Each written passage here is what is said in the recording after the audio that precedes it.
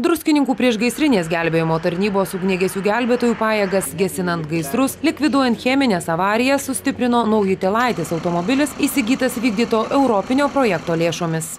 Druskininkų priešgaisrinė gelbėjimo tarnyba įsigijo naują automobilį Iveco, sukomplektuotą hidraulinę ir pneumatinę gelbėjimo įrangą, ir tai aišku sustiprins mūsų pajėgas gesinant gaisrus Druskininkų mieste ir Druskininkų savivaldybėje aplamai, o projekto dėka tai kartu sustiprės cheminių avarijų likvidavimas pasienio regione. Tai turint omeny, kadangi projektas buvo vykdomas tarp Latvijos, Baltarusijos ir Lietuvos pasienio ruožų, tai yra Vitebskas, Gardinas ir Daugpilis iš užsienio šalių, o Lietuvoje projektą įgyveno Utenos, Vilniaus ir Alytaus apskričių priešgaisrinės gelbėjimo valdybos.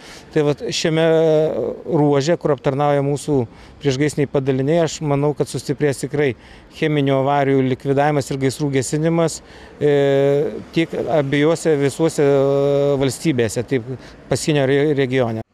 Įgyvendinus projektą civilinės saugos sistemų bendradarbiavimas avarijų, kuomet transportuojamos pavojingos medžiagos Latvijos, Lietuvos, Baltarusijos pasienio regione atvejais, finansinės paramos lėšomis projekto partneriai atnaujino turimą techniką. Alytaus priešgaisrinė gelbėjimo valdyba įsigijo hidraulinę gelbėjimo įrangą, pneumatinę sandarinimo įrangą, gaisrinį gelbėjimo automobilį. Visa įsigyta technika bus eksploatuojama Druskininkų priešgaisrinėje gelbėjimo tarnyboje. Visų projekto partnerių įsigyta įranga bei technika buvo pademonstruota gegužės pabaigoje tarptautinėse pratybose, kurios vyko Gardino apskrityje Baltarusijoje. Buvo pademonstruota tie įgūdžiai, kurie įgyti projekto metu, be abejo, ir technika, įranga visa.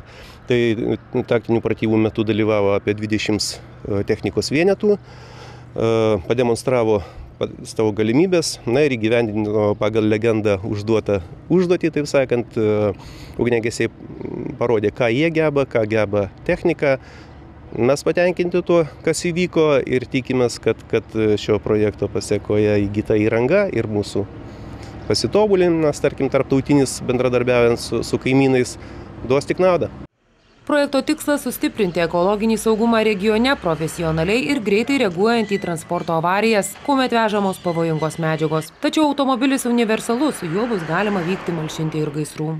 Tikrai didelis džiaugsmas, skaitau, tiek ugniagesiam, o pirmoje eilėje tai yra, turi jaustis Druskininkų bendruomenės žmonės saugesni, tikrai, kad mes tada sugebėsim greičiau atvykti, operatyviau ir su šiek tiek didesniu kiekiu vandens atvažiuoti negu mūsų turimos mašinos. Labai svarbus, nes yra daugiafunkcinis automobilis, jo paskirtis ne tik cheminių avarijų likvidavimo darbuose vykdyti kažkokias užduotis.